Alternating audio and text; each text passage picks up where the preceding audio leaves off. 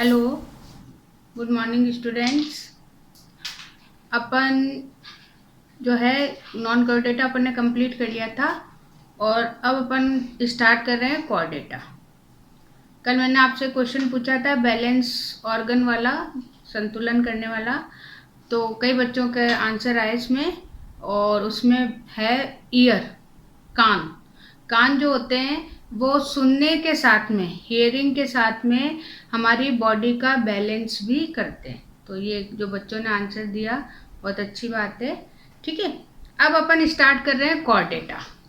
ये जो core data है, इस कोर डेटा में जिसको अपन पृष्ठवंशी बोलते हैं, इसके 3 मेन कैरेक्टर हैं और उसी 3 लक्षणों के आधार पर, जैसे अगर आपसे पूछा जाता है, बाकी तो बहुत सारे लक्षण हैं, लेकिन अगर इम्पोर्टेंट कैरेक्टर पूछे जाते हैं तो वो कौन से हैं? एक तो पृष्ठरज्जु है, दूसरा इसमें खोखली तंत्रिका रज्जु है और तीसरा क्लोम छिद्र यानी कि नोटोकॉर्ड। फिर उसके बाद में जो होलो कैनाल, नर्व कैनाल होती है वो, और थर्ड हो गया क्लोम। ठीक है, क्लोम मीन्स जो गिल्स होते हैं, गिल्स पोर। तो ये जो है इसके 3 कैरेक्टर हैं और ये जो डायग्राम मैं आपको दिखा रही हूँ इसमें तीनों कैरेक्टर आपको दिख रहे हैं। ठीक है, तो ये हो गए।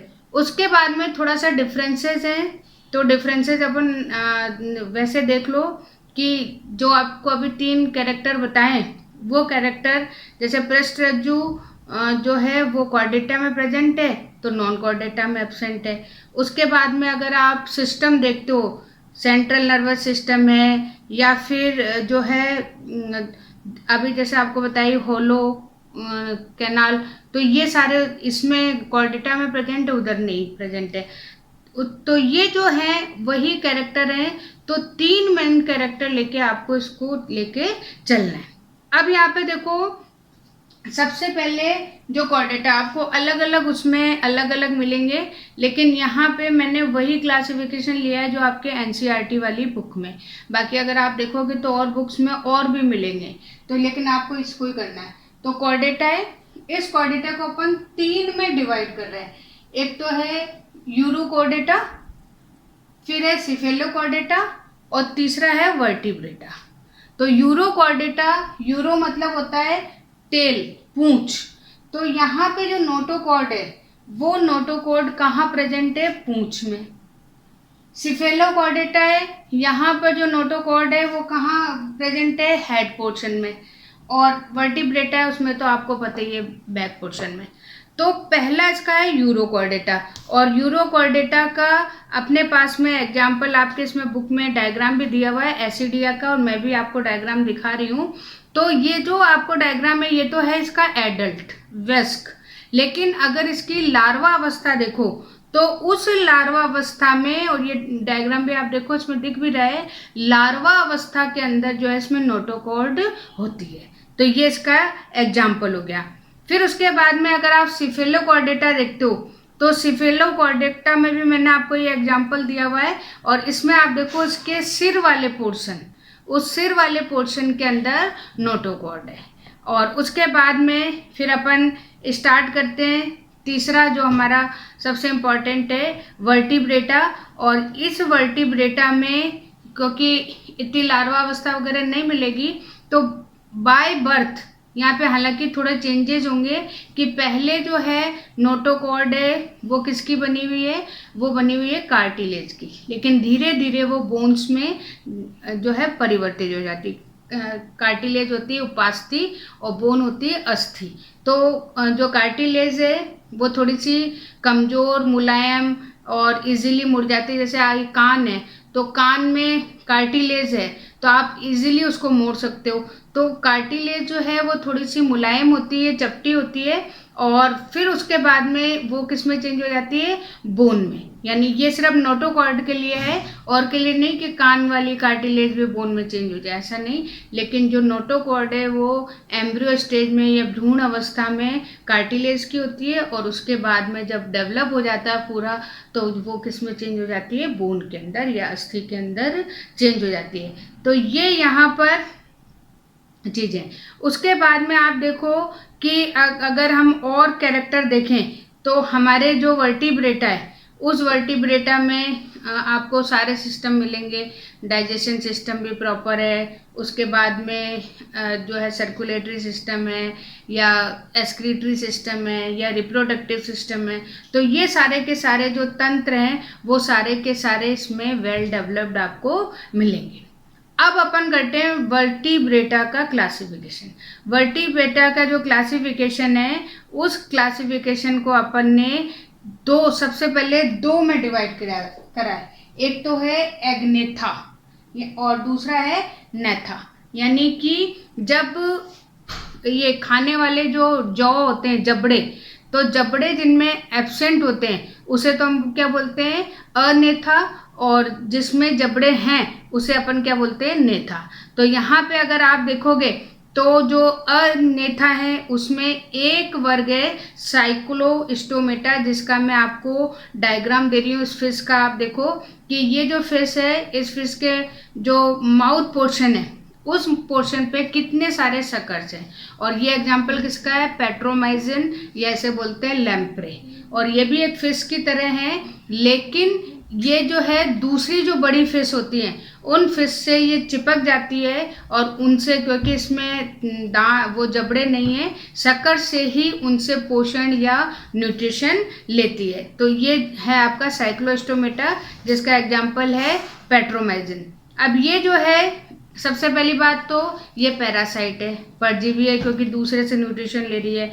और अगर आप देखते हो तो बिल्कुल ये फिश की तरह ही दिखाई दे रही है। फिर इसमें जो गिल्स हैं तो 6 to 15 पेयर इसमें गिल्स होते हैं। उसके बाद में, क्योंकि इसमें जॉज नहीं है, जबड़े नहीं है, तो इसका मुंह कैसा होता है, बिल्कुल गोल, और उस गोल मुंह के ऊपर छोटे छोटे से शक्कर या चूसक जो हैं वो पाए जाते हैं। उसके बाद में अगर आप यहाँ स्केल, सल्क या पंख देखो तो वो भी इसमें एब्सेंट होते हैं। तो बिल्कुल ये स्मूथ होती है, और क्योंकि ये दूसरे के ऊपर लगी रहती है इसलिए उसको खुद को तैरने की ज़रूरत नहीं है, वो उसी के साथ में जो है स्विम करती रहती है, इसलिए इसमें विंग्स वगैरह या पंख हैं वो भी एब्सेंट होते हैं। उसके बाद में अगर अपन देखें तो इसमें स्केलेटन सिस्टम होता है, नोटोकॉर्ड भी इसमें प्रेजेंट है। और अगर सर्कुलेटरी सिस्टम देखते हैं तो बंद प्रकार का है। और जनन के लिए, ठीक है, जनन के लिए ये वैसे तो किस में रहती है, सॉल्टी वाटर में रहती हैं, लेकिन जनन के लिए ये फ्रेश वाटर में चली जाती है। उसके बाद में जब बच्चे हो जाते हैं तो ये वापस आ जाती हैं, लेकिन रिप्रोडक्शन के बाद में ये जो है मर जाती हैं। और जो इनके बॉडी है, जो बच्चे हैं, वो बच्चे मेटामॉर्फोसिस के बाद में या कायंत्रण के बाद में वापस से जो है लवणीय जल में आ जाते हैं। तो ये थोड़े से अलग टाइप के हैं, और इसमें बेस्ट एग्जाम्पल है पेट्रोमाइजिन या लैम्प्रे। उसके बाद में अपन देखो, अपन ने नेथोस्टोमेटा देखा है, तो ये नेथोस्टोमेटा भी दो में डिवाइड है। एक तो है पीसिस या पाइसेस, और एक है टेट्रापोडा। तो ये टेट्रापोडा मतलब जिसमें 4 लेग्स है, और इनमें ऐसे लेग्स नहीं है, इसमें क्या है, विंग्स। तो यहाँ पे इस तरह से डिवाइड किया हुआ है, एक तरफ तो अपनी सारी मछलियाँ हैं और बाकी तरफ अपने सारे टेट्रापोडा हैं जिनमें कि 4 लेग्स पाए जाते हैं। अभी जो पीसेज या पाइसेज है इनको भी दो में डिवाइड किया हुआ है। दो में कौन सा है, एक तो है कॉन्ड्रेक्टिस और एक है ऑब्स्ट्रक्टिस। कैंड्रोक्टिस क्या है कि हालांकि ज़्यादा डिफरेंस नहीं है, लेकिन सबसे जो इम्पॉर्टेंट चीज़ है कि जो कॉन्ड्रेक्टिस है उसमें जो फिश हैं उन फिश का स्केलेटन या कंकाल किसका बना होता है, उपास्थि का। अभी मैंने बताया था अस्थि और उपास्थि। तो सबसे जो इम्पॉर्टेंट चीज़ है वो किसकी बनी हुई है, उपास्थि या कार्टिलेज का इसका स्केलेटन होता है। और इसका जो इम्पॉर्टेंट एग्जाम्पल है वो एग्जाम्पल कौन सा है, डॉग फिश, जो ये फोटो में आपको दिखा रही हूँ, कुत्ता मछली या डॉग फिश, या इसको बोलते हैं स्कॉलियोडॉन। अब ये जो कुत्ता मछली या डॉग फिश इसलिए इसका नाम रखा गया है क्योंकि इसकी स्मेलिंग पावर, इसकी सूंघने की जो क्षमता है वो बहुत अच्छी होती है, इसलिए इसका नाम क्या रखा गया, डॉग फिश। अब और कैरेक्टर अगर देखते हैं तो इसमें जो नोटोकॉर्ड है वो पूरी जो स्टेज है उसमें पूरी में पाई जाती है। इसमें क्लोम या गिल्स जो छिद्र पाए जाते हैं। फिर इसका जो क्लोम छिद्र है या जो गिल्स हैं उनके ऊपर कवर पाया जाता है और उस कवर को अपन क्या बोलते हैं, ओपरकुलम। तो इस तरह से पाया जाता है।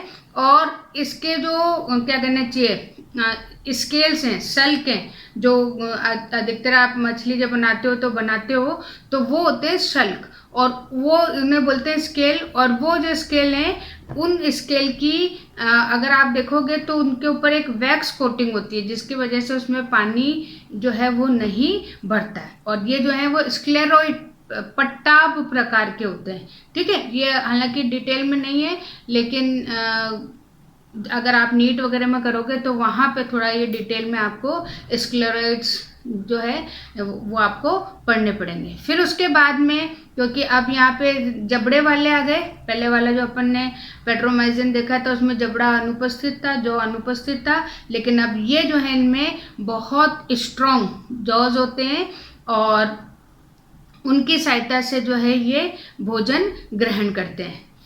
इसके बाद में अब देखो इनके अंदर एयर चैम्बर या वायु कोष पाए जाते हैं। वही चीज़ वायु कोष किस में पाई जाती है, चिड़िया या बर्ड्स वगैरह में, जिसकी वजह से क्या होते हैं, हल्के होते हैं, उसमें हवा भरी होती है। जैसे अगर अपने को कोई चीज़ जैसे गुब्बारा है तो गुब्बारे में अगर हवा नहीं है तब तो नीचे पड़ा है, लेकिन अगर आप उसमें फूंक मार दोगे तो वो ऊपर चला जाता है। तो ये इसलिए हल्कापन आ जाता है, वायु कोष बन जाता है, एयर चैम्बर बन जाता है, जिसके कारण इनका वेट क्या हो जाता है, हल्का हो जाता है। तो इनमें भी जो है एयर चैम्बर या वायु कोष जो है पाए जाते हैं। फिर उसके बाद में इसमें एक्चुअली जो वायु कोष है भी तो बहुत छोटे हैं, तो इसलिए इन्हें क्या करना पड़ता है, और के कंपैरिजन में ज़्यादा तैरना पड़ता है। अगर वायु कोष थोड़े बड़े, जो बड़ी फिश वगैरह होती है, तो आप उनको देखो तो कुछ देर ठहर भी जाएंगी, लेकिन ये ठहर नहीं पाती, ये लगातार चलती रहती हैं, क्योंकि इनमें जो वायु कोष हैं वो छोटे हैं। तो उनमें हवा कम होने के कारण जो है अगर ये रुक जाएंगी तो ये जो फिश हैं वो क्या हो सकती है, डूब भी सकती है। फिर उसके बाद में अगर हम इनका हार्ट देखें तो उसमें केवल 2 चैम्बर, हृदय में केवल 2 चैम्बर पाए जाते हैं, एक आलिंद और एक निलय। ठीक है, फिर इनमें अगर आप देखते हो तो कुछ स्पेशल कैरेक्टर वाली फिश भी हैं। एक तो है विद्युत मछली, इलेक्ट्रिक रे, और इसलिए इसका नाम रखा गया है क्योंकि इसको अगर हाथ लगाते हैं तो हमें करंट आता है। तो इसमें एक छोटा सा ऑर्गन होता है जिससे कि ये बहुत कम जो है करंट को कर सकती है, तो उसे टारपीडो या इलेक्ट्रिक रे बोलते हैं। फिर एक है विषदंश वाली ट्राइगोन, इसके अंदर जो है स्पाइन होता है और उस स्पाइन में थोड़ा जहर वगैरह या पॉइजन लगा होता है, तो वो उससे जो उनके शिकार होते हैं उनको मारने के काम में आती है। उसके बाद में ये असमतापी क्या होती है, वार्म ब्लडेड। तो इसमें क्या है, ये अकॉर्डिंग टू एनवायरनमेंट इनकी ब्लड का टेम्परेचर या बॉडी का टेम्परेचर चेंज होता रहता है, तो उसे अपन बोलते हैं असमतापी। इसके बाद में इनमें अगर अपन देखें तो मेल फीमेल अलग होते हैं, और फीमेल के अंदर एक स्पेशल विंग होता है और उस विंग की सहायता से ये फर्टिलाइजेशन करते हैं। इसमें जो निषेचन क्रिया है वो फीमेल की बॉडी के अंदर होती है, और फिर इसमें अगर आप बच्चे देखते हो तो विवीपैरस है, यानी कि ये अंडे नहीं देती, सीधे ही बच्चे देती, जबकि मछलियाँ और जो होती हैं वो क्या देती हैं, अंडे देती है। तो ये कुछ यहाँ पे इम्पॉर्टेंट है। तो यहाँ पे अगर आप एग्जाम्पल वगैरह देखते हो तो स्क्योलिडिन है, यानी कुत्ता मछली है, प्रोटियस है, आरा मछली, यानी इसके आगे वाली जो इसकी चोंच कह सकते हो या बीक टाइप से जो होती है माउथ, वो कैसी होती है, आरा क्या होता है, जो कि लकड़ी वगैरह काटने के लिए अपन काम में लेते हैं ना, वो चीज़। फिर ट्राइगोन है जो वेल शार्क जिसे बोलते हैं। तो ये कुछ यहाँ पर एग्जाम्पल है। उसके बाद में अपना सेकंड है ऑस्टियोक्थिस। बाकी जो फिशेज आएंगी जो कि बोनी फिश, जो कि अस्थियों की बनी हुई है, तो वो आपकी किस में आएंगी, ऑस्टियोक्थिस में। बाकी सारे एग्जाम्पल या कैरेक्टर बिल्कुल सेम है, कुछ चीज़ें हैं। सबसे पहला तो इनका जो स्केलेटन है वो किसका बना हुआ है, बोन का बना हुआ है। इसके बाद में इनके जो वायु कोश है या एयर चैम्बर है वो बहुत बड़े बड़े होते हैं और उनके सहायता से ये आसानी से तैर लेती है, क्योंकि उसमें वायु या एयर बढ़ जाती है, जिससे इनका वेट क्या हो जाता है, कम हो जाता है, हल्का हो जाता है। फिर हार्ट भी इनका दो है इसमें, एक ऑरिकल और एक वेंट्रिकल, एक कालिंद और एक निलय। नर्मदा अलग होते हैं। निषेचन, अब क्योंकि यहाँ पे अंडे देती है इसलिए यहाँ पे निषेचन क्या होता है, बाहर होता है। और इसमें कई में जो है लार्वा मिलते हैं, लेकिन अधिकतर इसमें डायरेक्ट होता है कि अंडे, और अंडे के बाद में सीधा जो है उसमें से बच्चा बाहर निकलता है। यहाँ पर अगर एग्जाम्पल देखते हो तो ये आपको दिख भी रहा है, एक तो है उड़न मछली, मतलब थोड़े से इसमें विंग्स होते हैं तो थोड़ी थोड़ी ये जो है छलांग लगाती है, तो वो है हो गई। फिर उसके बाद में हिप्पोकैम्पस, ये इम्पॉर्टेंट है, समुद्री घोड़ा।